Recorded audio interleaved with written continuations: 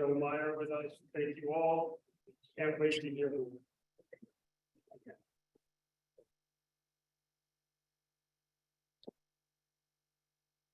Hi, everybody. I'm a little concerned because the first two slides that I had were full of swearing. And so now I'm not sure what I should do here, but we'll get started.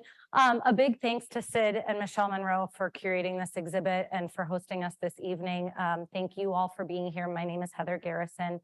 Ida would have loved to have been here. She would have been both proud and nervous. And so for that part of that, I'm right there with her in that, so bear with me. I called her Graham for all of my life, much of hers. So if I slip into saying Graham, I really mean Ida, but it's a personal thing for me. And I usually would say that Ida no doubt would have been the most amazing woman in this room. But given that Joe is here to also talk about Sonia, I think that would have been some tough competition for that award.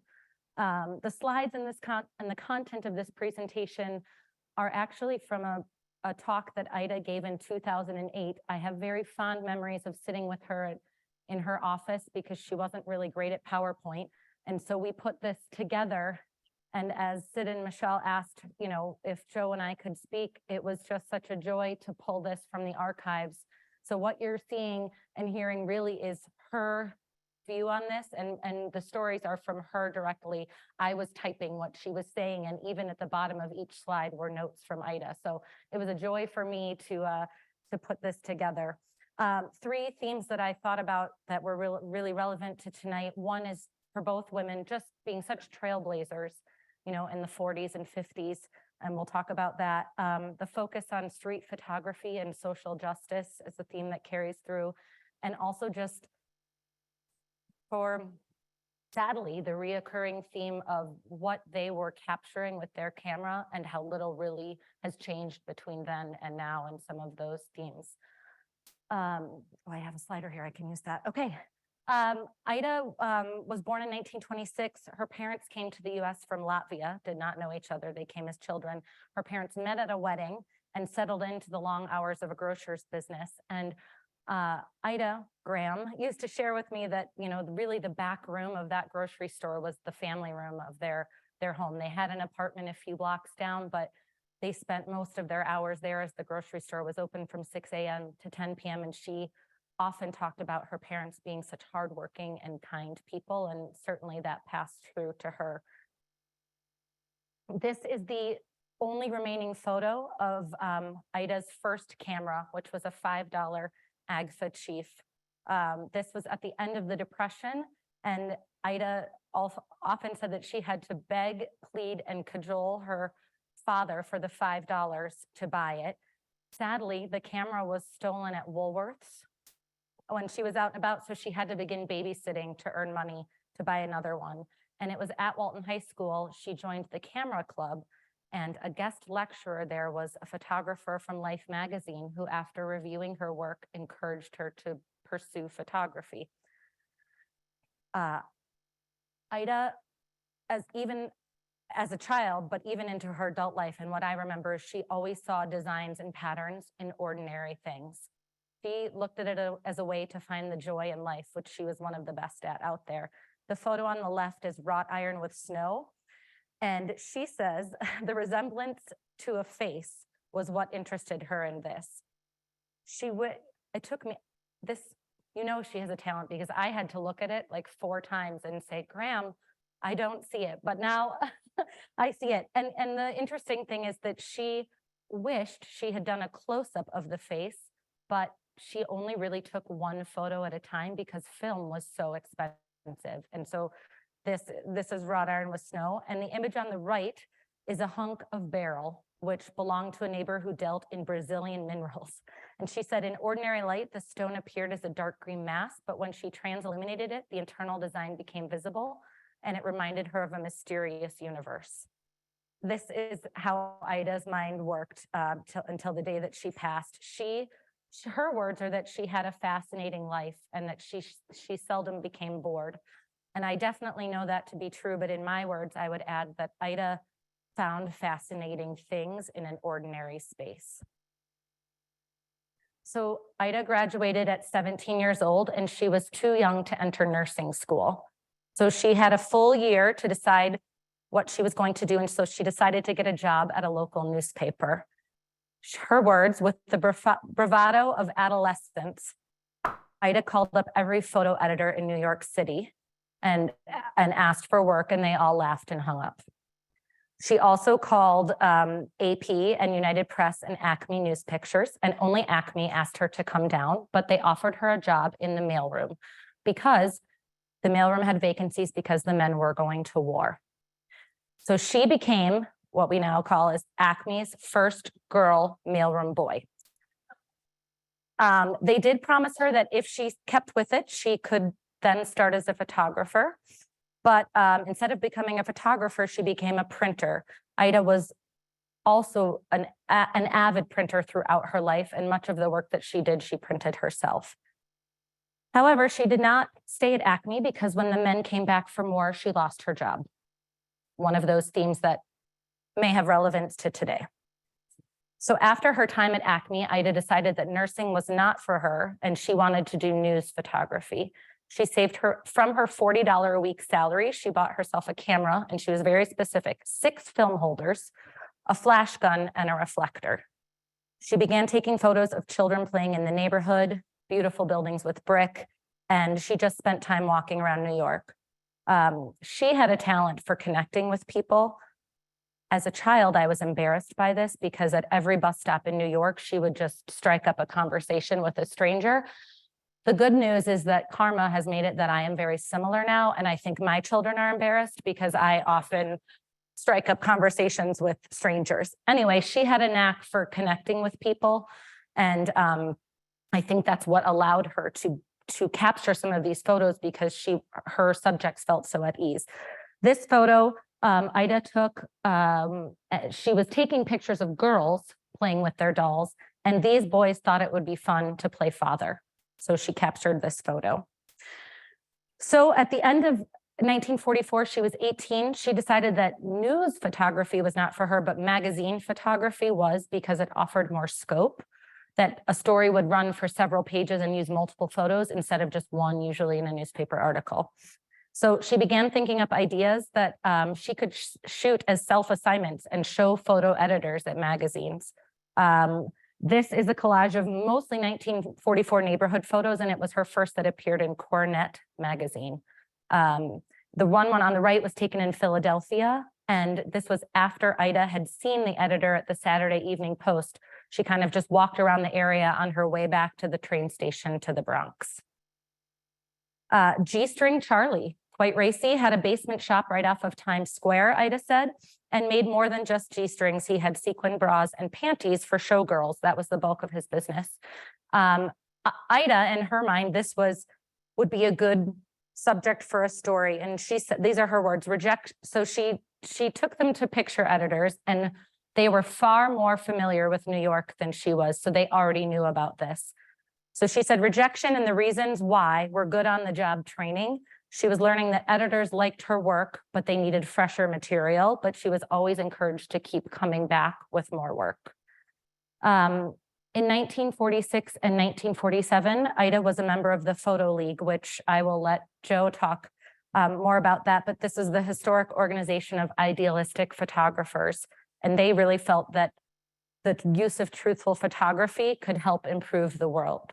So Ida was a part of that, but in her early 20s, she began traveling out of town for assignments and wasn't able to participate as much. Although in her words, she continued to be realistic and very much in that documentary style. She loved street life as a child all the way through her adulthood. The reason that Ida took this photograph was because of I don't know if you can see in the corner, ladies invited. So thankfully, we're now not only invited, but encouraged to go to restaurants. Ida was part of the Photo League, like I said, along with Arthur Fellig, also known as Ouija. Ida's husband, Simon Nathan, took this photo, and Ouija gave Ida the nickname Girly. That was his nickname for her, was Girly. So she began traveling the country and began getting work in magazines. She worked for major publications like Business Week. She worked for smaller trade publications. She was very entrepreneurial in her spirit and really wanted to maximize the money and the exposure that she could make and do with her camera. So she was very hardworking, and no assignment was too small. She really never turned down assignments in her early years. Her story about this is quite funny. She was assigned to go to Texas because an airline was moving from the East Coast to Texas, and this was the president.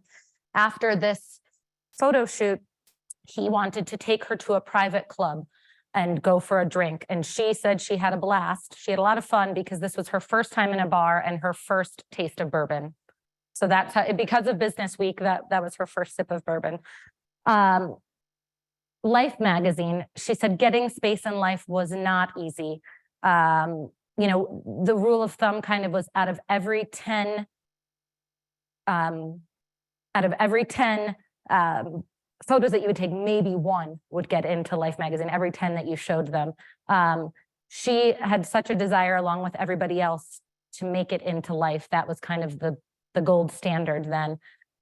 This photo was Beverly Hills Ladies, was an assignment that she shot for Life.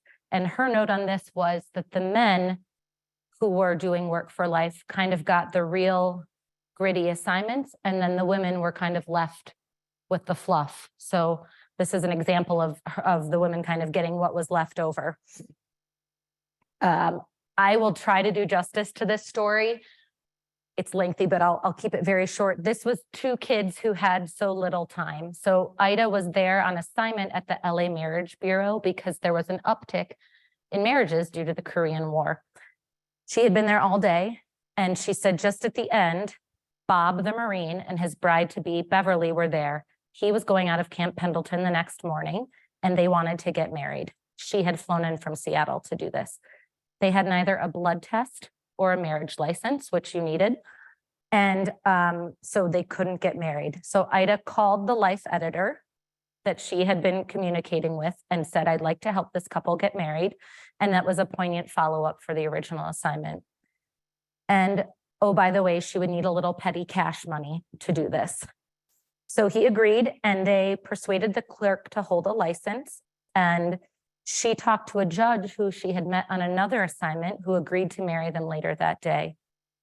Bob didn't have enough money for a wedding ring, so petty cash came to the rescue again, and they bought a simple but attractive ring. So they got married, and Bob said, you might as well come on down because you're family now. So they celebrated, again, petty cash, supplied the materials. What Bob really wanted before he shipped out was sandwiches and beer. So that's what they had for their reception. And oops, I went down here. So then the next morning they all got up and went to see Bob ship off. So that was an example of how Ida connecting with people made it so much more than just, you know, a story about an uptick in marriage applications. She was very proud and very pleased. This was the cover of magazine of Life magazine, and there were a dozen photographers all over the country that had been assigned stories for July 4th. The lifeguard worked at Santa Monica Beach, but this girl was a teenager and was there just to be part of the shoot. My grandma, Ida, said that she picked her because she had a fresh look about her. So they had a couple of suggested photos that Ida said, but other than that, they were just having fun, and that's the spirit that she captured. Later, she learned that this lifeguard loved the beach so much and surfing that he moved to Hawaii, and he made quite good money selling wild shirts to tourists. So I mentioned before that Ida, as a trailblazer, took a bus across country by herself in the early 20s. And towards the end of her journey in Laredo, she met this uniformed woman, which I think this was one of the photos in this exhibit. And this woman told Ida that she loved the job and was in charge of helping people with correct change and advice on proper routing. And my grandmother noticed that even though it was incredibly hot and steam was pouring, you know, from the strong sun, and she looked very cool, very official, and quite comfortable, and that this woman was very proud of the fact that she was known as a transette. Ida also would share that, you know, while I've mentioned a couple disadvantages that females have had, she often thought that, especially in her younger years, being a young female was an advantage in connecting with people because it made her less intrusive and more likely for people to be agreeable to her, you know, having a camera around her neck and asking a bunch of questions. So that was one of the advantages. Ida captured a number of newsboy photos. These are from LA, where she had photographed them on her bus trip in 1948. And she said that wherever she was across the country, that these newsboys had in common was a determined stance and expression, reflecting the hard job of selling out all of their bundles of the paper every day. Ida spent some time in Hollywood photographing all things in the late 40s and 50s. She would share that sometimes the grips like to play practical jokes on her. So on the set of A Place in the Sun, after she had finished taking pictures of Elizabeth Taylor, she went to pick up her camera case in a nearby corner and couldn't lift it. And that was because the grips had nailed it to the floor. Another time, she said she had to climb a tall ladder up to the catwalk where the lights were hung, and she was a careful climber and used to ladders. And on the catwalk, she got some really good angled shots. When filming was done, she went back to descend and no ladder. They had taken away the ladder, and she had to wait till they were done filming and then call for help. But she said, her words, she had to laugh along with them because it was a good trick. And let's see here. One of the photos here is during the filming of White Heat, which is Cagney's last gangster film.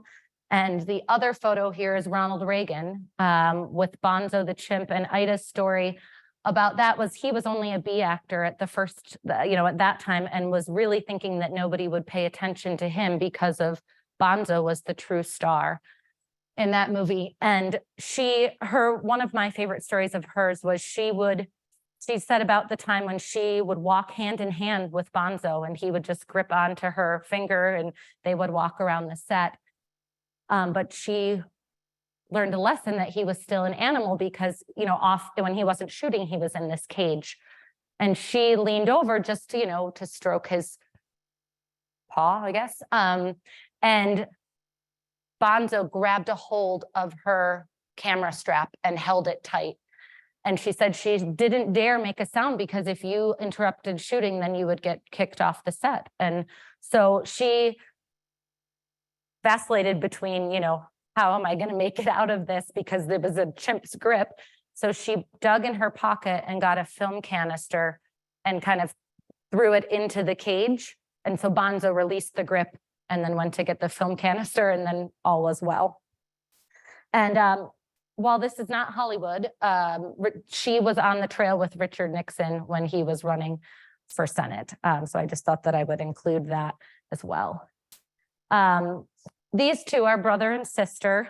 And my grandma said that when she was first taking pictures of them, that the girl with her hands on the hip was definitely in charge and had a stance that showed that. And after showing them her camera and letting them look through it and everything, she softened, and she was able to capture the photos of both of them. So Ida has two children, Nancy, who's my mom, and David, my uncle. And when they were young, she had to stop taking assignments. And the reason for that was because there was no affordable childcare. So her husband worked and Ida had to stay home. And after she stopped accepting assignments, obviously editors stopped calling. But she needed to work. After a while, my grandmother and grandfather were divorced, and so she was a single mother.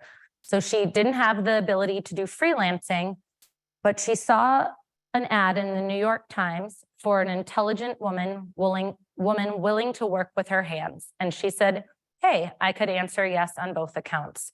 So she started at Haskin Laboratories in their medical department, and she was doing medical photography. She was in that space at Haskins and at Columbia in pathology for 14 years. She had a life-threatening cancer and survived, thankfully. And so she decided that if she didn't die from that she would return to photography, working in journalism again. And so she was 57 at the time. And she had a good job in this, in the scheme of a steady job. And she was respected, and she said she was not too many years away from a pension. So the staff and other friends thought that she was crazy for leaving all this behind and to going to an uncertain world. But she said nothing focuses the mind more than a near-death experience. So she went back she said she couldn't just pick right up and, shoot the cover of Life magazine. So she had to start kind of from the ground up. So this is an example of a local newspaper, freelancing job that she did. And then she began to get more work back in the magazines again. So this one is for Us Magazine. And the editor told her that this 5-year-old child had contracted AIDS in utero and probably would not live very long. So she said that the editor gave her the option of doing the assignment, which was the first time ever that she had been given an option. It was normally just, this is what you're doing. So she, at the time, right, this is in the 80s, she called a couple of doctors, and the doctors said it would not be a risk. And so she decided to do the shoot. And the one prohibition was that she could not show the child's face or the guardian's face in this.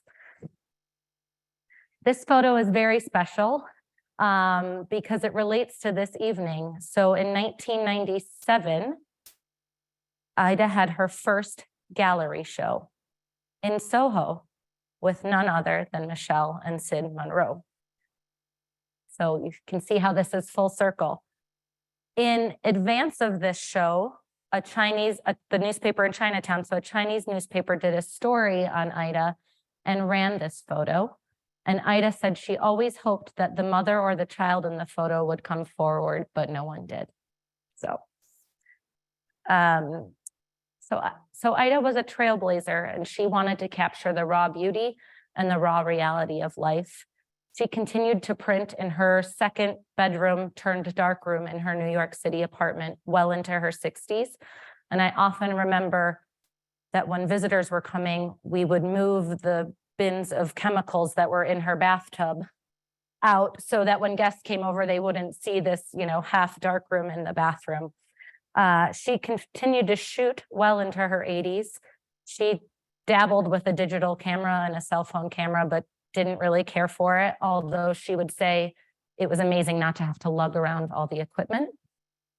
And the themes that Ida captured, poverty, discrimination, are still real today, and that was very much a core of her work, as well as recognizing the beauty in life.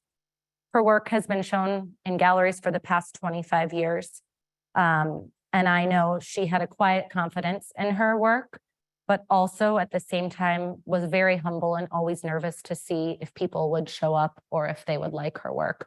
So I have to believe she's thrilled that the room is full. Ida passed away in 2019, and she's missed every day since. So thank you for listening.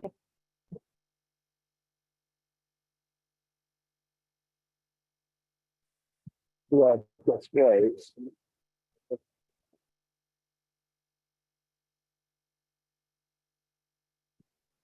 Wow. Oh. Don't you hate following somebody that's really good like that? I'm gonna try being a little less tech. Oh, wow, it's really full. Okay. So these two New York City women street photographers go into a bar, and I forget the punchline, but anyway, we'll come. I'll think of it. I don't remember. But anyway, more volume. How about that? We good now? I'll speak up. Thank you. All right. Thank you. So I'm Joe Meyer. Sonia Meyer was my mother. One of the great mothers you could ever ask for, and she left this incredible legacy for me and for somebody to carry on. I'm more than proud to do it. So, it's a pleasure to be here and see a nice packed room, and that there's so much interest still in this work that has been out there for so long, and it's, you could call it so old, but so impactful that it's just wonderful to see that interest continue. And I know that she would be proud and honored and relieved that that still exists. You know, we were here 4 years ago, completely unprepared, and but knew of Monroe Gallery and Sid and Michelle through some other Photo League people, and we probably talked too. And I said, you got to check these people out. So we stopped in. We were here anyway. We said, let's stop in. We did. We talked, and they said, well, that's great. You know, we know we know your mother's name, and but what do you got? And I'm like, I don't know. I got a bunch of boxes back at the house, and there's stuff. And so it really encouraged us to dig in, create an archive, you know, organize everything, get it together, itemized, listed, framed, et cetera, all kinds of things. And then here we are. And you know, I think this is the right place for this work. You know, they've had this long track record of representing Photo League people. They know the mission, they know the people, they got the blessing of Heather and Ida, because Ida was still around at the beginning, obviously.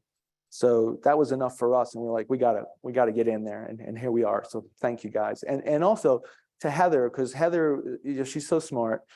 You know, when we were talking about this, and, you know, do we go there? And yes, they want to have my mother's work, and isn't that great? And Heather's like, well, we should have a joint show, because they already represent Ida, they love Ida, and they're both in the Photo League, and they're both not here anymore, if that's a commonality.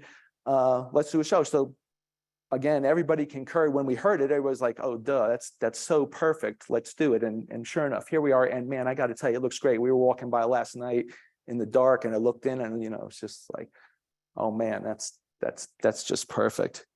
Mom would have loved it. So Mom just passed in September. She was 102 and a half, still working still solid up to the last minute. And working, signing prints, and you know, doing all her photography things, meeting people, giving lectures, making documentary, or being part of documentaries. You know, just being a real trooper about everything. But there's a little more story there. So if you're wondering what a radical looks like, this old lady here. In our backyard, this is what they look like when they're all grown up, and they're not necessarily throwing rocks or, you know, they're not carrying maybe as many protest signs as they used to, or getting tear gassed or beaten by whomever. But they, you know, eventually, you know, they can relax in front of their pond and chill out. That's what you get, in case you were wondering. Oh, whoops, too easy. So that's back in she just have an air of whimsy. This is what a radical looks like back in the day, and when they really are active, and they're doing all those things that you read about and tell about to become legend. So this is her back in her Photo League days. Obviously, she didn't take this. Her fellow Photo League members and buddy Cy Cattleson took this. Great guy, great photographer. And there's a whole series, but everybody loves that one with her little espadrilles and big smiley face. So she was born, obviously she was 102, so she was born in 1920, the year women got to vote. She was the youngest of 5 girls of Eastern European immigrants, as many in New York were at the time, a very common story. She always thought considered herself shy, but always had these deep convictions that would come out. But she wouldn't be out there. She wouldn't be the first one out there, but she would be in there. She would be in the movement with the people, doing whatever was necessary. And this started early for her. I mean, even later, when I was trying to convince her to come to things like this and talk and give that first person narrative that really sinks into people and really means a lot and carries a lot of weight, her first reaction was, I'm not going. And I'm like, all right, don't go. I'm going. And then it would get closer, and she said, well, I'll go because I want to see it, but I'm not going to say anything. I'm like, all right, well, just come, and you can come and hang out, and it'll be fun. And then eventually I'd get there, and I would be given a talk like this. And if she was sitting right here, this would happen tonight. If she was sitting in an empty chair. And I'd be speaking and telling the story of the Photo League and her work, and then she'd like interrupt and say, it was 1952, and it was, it was Sid Grossman's class, not so-and-so's. I'm like, all right, and then before long, she'd be up here and I'd be sitting in the chair, and we'd go forward, and then everybody would get what they really came for, and it was great. So, yeah. So this is a picture by her buddy, Lou Stuman. During World War II, she was working for the Signal Corps in Puerto Rico, as he was. And this is after she did manage to go to college and was in the first graduating class of Queens College, Queens, New York, 1941. And shortly thereafter went to Puerto Rico. And her sister just happened to be living there coincidentally. So she met this guy, Lou Stuman, member of the Photo League, great photographer. And she always took pictures. She had this little Kodak bellows camera, a little fold-up one that we still have in a box somewhere. And she took good pictures, and he saw her pictures and said, those are good pictures. And then she saw his pictures, this one, and I couldn't find some other, we have some at the house that I couldn't find them fast enough. And she goes, wow, these aren't just photographs, these tell a story. He's like, how do you do that? And he started talking to me. He said, well, you know what? You're from New York. When you get back to New York, look up the Photo League and, check it out. And they have a darkroom and they have classes, and it's something you might like it. So sure enough, she did. She went back to New York. I can't remember exactly what year. Some of these things are lost to history, but she joined the Photo League, looked them up, joined them. Bought a used Rolleicord for $100. No one's sure where she got the $100 from. That was a lot of money. And she took pictures. This one, she did not take this one. This is just of the Photo League. That's probably a May Day parade. And this is her, if you can tell. Whoops, this one. On the left, oh, there's a Rolleicord too, around her neck. On the left, of course, as always, all things left. But she had, the double lens reflex really spoke to, or really matched her personality. It was kind of subtle because you carried it down low, and you could just kind of, maybe they didn't know I was taking your picture, and I got your picture, and now I'm going to just walk on. And so she was just kind of like smooth, like just in and out. I mean, here I took your picture, and now I'm going on to the next thing, as opposed to something you hold, like my big old camera, and I'm holding it like this. I wouldn't dare take a picture of some of the things she did, because nobody wants this thing like pointing at you. So things like this, she's just walking down the street. This was probably as most of her things were probably part of a Photo League assignment, a class assignment, not a pain. It was just classes from the greats. So, this is one of my favorites. Actually, this one was just in Louis Henry Gates's Making Black America on PBS, and they used this one as I'm not even sure where they used it because I haven't even seen it yet. But you never know where things will go. And also being, modest and subtle, and money, as Heather mentioned, same with Ida, they didn't have much money. So like one frame, not only quick, easy in, out, but this film is precious, and I've only got 24 exposures or whatever you had on a roll. And boy, when I get back, I've got to print these, and I can only afford X number of prints. So consequently, there's really, of the vintage prints, and I don't think there are any on the wall today, but there are some, but there's not like a ton of them because she only printed so few. Children was always a theme for her. She loved children. They're the hope, and they're innocent. And these kids, they're having fun. They're in this, vacant lot, like probably I used to play with it similar because we grew up not too far from here. Probably some broken glass, and it was also, it's kind of dirty. There's no grass. But they don't know. They're kids. They're gonna make do, and they're gonna have fun. And that like touched her, and she captured it. And this is one of the most well-loved of her images, but they enjoy the moment. They're innocent. Again, this one has become wildly popular now. You look at that diverse group, and either Harlem or Spanish Harlem, more than likely. Back, this is late 40s. So I love this one. Quite a diverse group. Now, although she wasn't, she attended all these protests and rallies and things, she was always on the kind of the protest side. This one, she attended an anti-lynching rally in probably Madison Square, we believe. Again, late 40s. But just, again, not capturing like, and I don't know that there was necessarily violence associated with this one, but not capturing from a news standpoint, but from a human emotion approach, which was more her speed. And I think she's done that. It's a pretty good one. So she had this, like-minded circle of friends, kind of left-leaning as the Photo League was, she was, anti-nuke, anti-war, anti-this, human rights, women's rights, equality, you name it. She was there carrying a sign or signing a petition, and and she paid for it too, because she was tear gassed in DC. She was charged by mounted policemen in New York City. She had rocks thrown at her at the Peekskill riot with Paul Robeson. That whole episode, she was there. I don't think she didn't take any pictures, but because I think they were expecting trouble. But anyway, she was there. She was in the trenches. This is her at the exhibit of hers and Morris Huberlin's, another fellow Photo League photographer.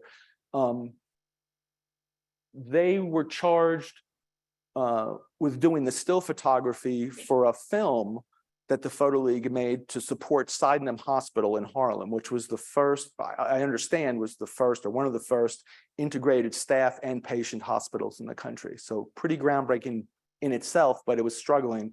So the Photo League stepped up, being the Photo League, and made a film. I don't know how they raised money by making a film, but maybe they showed it for a fee. I don't know what they did. But Mom shot and Morris shot the stills, and these are, well, those may be hers, but hers are up top. We still have these, again, in a box at house somewhere. Still have those same framed images or mounted images. How many of you guys ever heard of Pete Seeger or the Weavers? Yeah, all right, excellent. My kind of crowd, or her kind of crowd too. This guy, this is young, she called him Freddie Hellerman, better known as Fred Hellerman. So she was a camp counselor, and she was the art instructor. He was the music instructor at this camp in the Catskills one summer. So they kind of bonded, and they were kind of artsy and lefty together. This is a picture she took of him way before anybody ever heard of him. So when Pete Seeger and Fred Hellerman, Lee Hayes, Ronnie Gilbert up there, they got together. He called her up and said, "Hey, Sonia, we're forming a band and we need some publicity pictures. Can you take our picture?" And she's like, "Yeah, whatever, sure. I'll come on. Just come over to the studio that she shared with Cy Cattleson, and I'll take your picture." So she did. That's the picture she took right there in the middle that they're surrounded by in their later years. It became the first album cover. She never got credit, never got paid. Maybe if she was a guy, as Heather was mentioning, maybe she would have got paid, maybe she would have got credit, but she didn't. Again, being a subtle person, she didn't make a fuss, and she was proud, it's on the album cover and it's cool. And, over the years, it kept going. So I'll come back to another point about that in a minute, but let's talk about the photo. Whoops. Well, that's okay. Let's talk about the Photo League for a second. So, in 51, because they got named a subversive organization, and she was, at the time, their only full-time paid employee. She was the secretary. She's the one that collected the 25 cents for use of the darkroom. And sometimes, because she knew so-and-so didn't have the 25 cents, she would just go on in and take the good new development. And they did. So there may have been some great work produced because of that. Let's hope so. But she was stationed at the phone when the New York Times reporter called, and he said, "We're looking for a comment on today's news about the Photo League." And she was like, "Oh Lord, what have we done now?"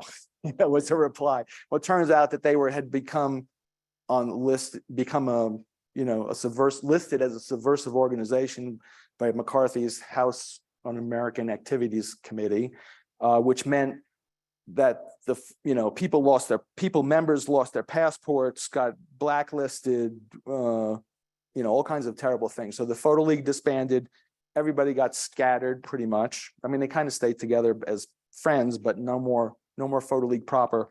And everybody went on their way. Her stuff went into boxes. Actually, my parents lived underground in Philadelphia for 3 years because they were so freaked out. And she was freaked out about the FBI knocking on the door till the day she died. Yeah. Terrible, terrible times. So she switched to nature and family. By that time it was about 1959, and I had come along and my sister. So she was doing, nature and family, and some of this, like one of these would be on the wall at every given time growing up. So fast forward 55 years, and she and I are in a bookstore in Charlotte, North Carolina, and she comes around the corner holding this postcard, I should have brought one, of the Pete Seeger and the Weavers image, and it says photographer unknown. And she's like, what the F? I'm like, all right, well, I don't know, I didn't do it. So I said, you want me to do something about it? And she goes, yeah, well, whatever. So I called an art gallery in town that I knew I had worked with, and they were like, I said, yeah, my mother's a photographer, and they're like, yeah, whatever, Joe. So I scanned got some of her vintage prints, is the only thing I had, scanned them, sent it to them, and then they saw them, and they're like, get your mother in here. So Mom and I go down there, and it was June 2007, and we meet, and they say, well, we're gonna have this and this and this and this and this, and Mom's just like, still just blowing past her. These people are talking fast, and things she's not familiar with, and they say, we think we can be ready by September. And she's like, ready for what? And they're like, an exhibit. She's like, oh, okay, cool. So they have this exhibit. It's a big blockbuster. They make limited edition prints. The same printer's still printing her stuff, and it works out great. She gets famous. They have the Radical camera, which she and Ida got to be part of. And Heather and I met. She got to, there's Heather right there. And this was West Palm Beach, and then New York, and the Jewish Museum, and the San Francisco Museum, and the Columbus Museum of Art, and on and on. It's like this world, it's like the old movies where you see the newspaper and the calendar pages flying past you. It was like there was this few years of flurry of interest in selling prints and being in museums, and it was exciting, and being in, she's on TV, and she goes, why did it have to be Fox News? Why did it have to be the Fox affiliate of all them? It's like, just relax, you're getting it out there. You're getting the word out there, Ma. Just, maybe, I said, maybe that's the right format. Maybe those are the people that really need to hear this, just let's turn this around. So, she was, and obviously, she's, again, by this time, she's 90 something, and she's jetting all over the country and giving these talks and being on panels and signing autographs. It's like very exciting. I got to believe, well, the message, again, as Heather said, the message is still relevant. And I said, you got to tell it first person narrative. You got to be the one, and let's go and keep going. And, that kept her excited about the whole thing. So that was, and again, when you're that old, your friends are gone. So these are your whole new circle of friends, your gallery people, your printer, you're the students you talk to at this class, that the instructors, fellow photographers in the community that you've met along the way. They're all your new friends. So, she was 100 something, still, as I said, that last picture, there's a guy named, always, she gets to be at the other end of the camera too, getting it pointed at her. There's Charlotte. There's her camera. So we still have the camera too. That's her original Rolly. And there she is. This was 102 years old. Still signing. She's signing. That was a Coney Island series, signing away. Still working under a very bright light, and with my help showing her, okay, now you start here on the page. But she was doing it, and with a smile on her face. Yeah. She's just, she's just glad that the message is still going, and it's, you know, it's a great thing. Just a few more. I'm almost done, I promise. So I just wanted to throw this one in here. This is from the Radical Camera Show in New York. There was an after party. There's Ida. This was some of the few, the ones that were alive at the time. I'm sorry, I don't remember what year that was. I don't know. Anyway, 2005, 8, something.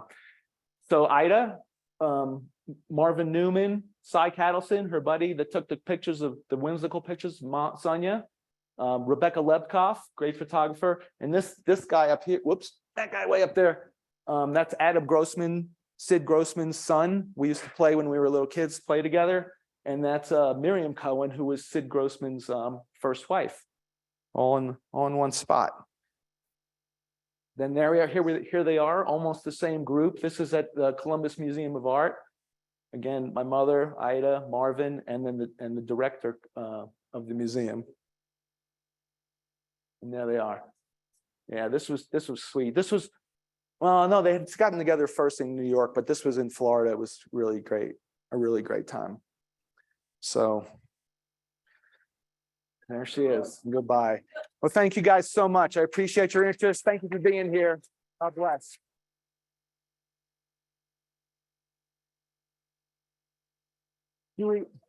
Question? Anybody, Heather? Yes, please do. Finished, we'll bring the lights up, get rid of the chairs and see. Yeah. Yeah, do your thing. Yeah. Where in New York did they grow up? Ida was actually born in Massachusetts, but she, with the Bronx was where she grew up. And then she lived there until she was 80. And when she was 80, my husband and I had settled in Madison. So at the age of 80, she lived on a 6th floor apartment that had laundry in the basement. So she'd take her little wheel wire cart down to the laundry room. She'd go down to the grocery store, you know, down the hill. And we kind of figured that's probably not sustainable going forward. So at age 80, she moved to Madison and lived the rest of her life in Madison. So she died at 93. Yeah. Yeah. My mother, she physically born in Lakewood, New Jersey, but they almost immediately moved back to the city, most likely Queens. She said they lived in every borough except Staten Island. No offense, Staten Island. And then, you know, when I was little, we lived in Manhattan and Washington Heights and then Englewood, New Jersey. And then when she was 83, 82, she moved to be closer to me down in North Carolina. And then she lived there the rest of her life. She lived with us during COVID. She was a good roommate. Yeah. Did either one of them view themselves as radical or an activist? What was the culture like within their group? I think my mother definitely did, even though she didn't broadcast it, but her actions were such. Even from a young age in high school and in college, she was a member of the, I don't know, the student workers union, something. Yeah. Yeah. You could repeat the Oh, sure. question. Yeah, Oh. absolutely. Good point. The question was, did they consider themselves radicals? I don't think that Ida did. I mean, I think her core values aligned with that, but it was not her. She was pretty shy, even though she talked to everybody. She was some sort of miraculous introvert, but also extrovert at the same time. And so I think she didn't consider herself radical, but again, aligned with the values of that. Yeah. Yeah. And if you don't have any questions, I'm happy we can chat for sure one-on-one. I'm curious to Yeah. know if each of them did all of their own background work. Good question. Ida did a lot of hers. All is probably a strong statement, but she did a lot of printing.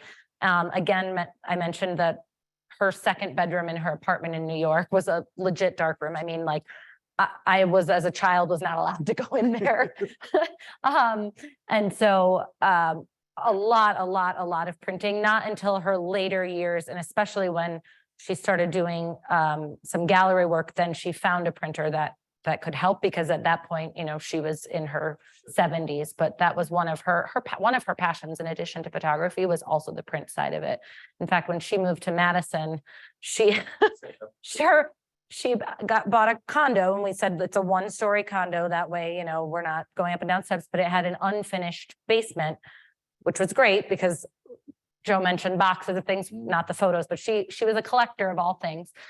And we had to talk her out of building a dark room, making the basement into a dark room. She was 80 years old. And I was like, this is not a good idea that we're going down steps to the basement to print. And so we found a printer, but she did love it when she was younger.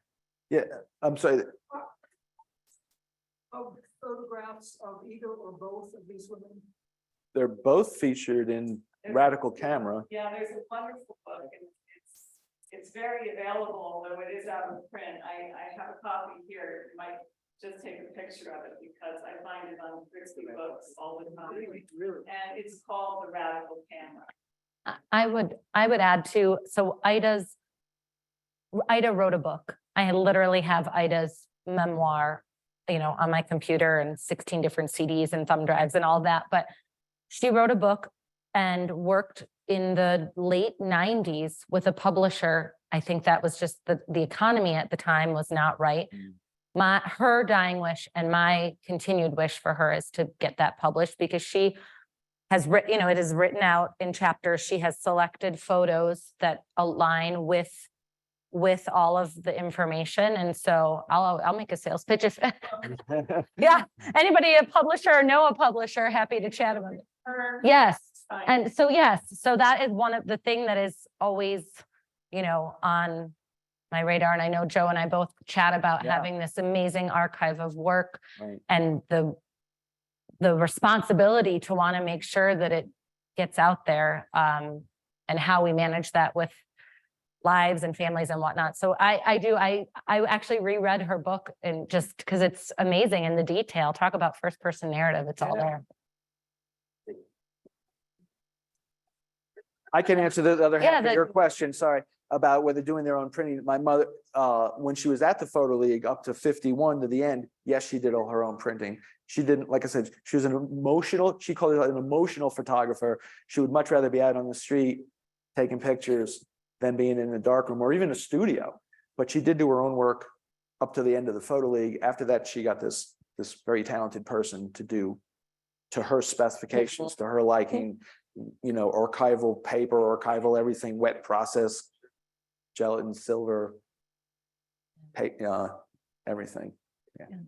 So that comes down to the number of prints, and is there a controlled number, or you know the number? You know, are you ready to? Yeah, I can answer that from so the vintage ones that she printed, that we just mentioned, there's only X number of those. And she made those back in the day, and most of them say Sonia Handelman on them, not Meyer, because they're that old. She only got married in 1950. The ones that we made since 2007, we started during her lifetime from 2007 to last year when she passed. Those are limited edition, but they're signed by her, all of them. We never got past more than 8 in any particular image. We never printed all 25. So she only printed a few at a time as kind of, you know, what we felt would be popular. And so there is what's left of those. And then there are what we're making now, which are limited edition. No, excuse me. Yes, there's still limited edition to 25 total of each image. They're called estate prints. And some of these are estate prints. Some of these there's a little mix. So Ida, Just, no, nope. yeah. It feels right. Ida, similar but different. So because she printed so much of her work, she had a lot of it already. Some vintage prints, certainly very limited, right? Because those were printed way back when. Her modern prints, she had a bunch printed, and then throughout her life, we worked on signing them and inventorying them, and still working on that, work in progress, lifetime work, but so limited for sure. Some of them are again, there could be 7 or some of them there could be 30. We don't have that magic number of 25, but all of these are, all of the work that we sell thus far has been signed and by Ida. So I don't anticipate, we obviously she can't sign anymore. It's not something, it would be a very rare thing that we would print now, because so far we've only worked in the work that she's signed. Well, join us in thanking you both.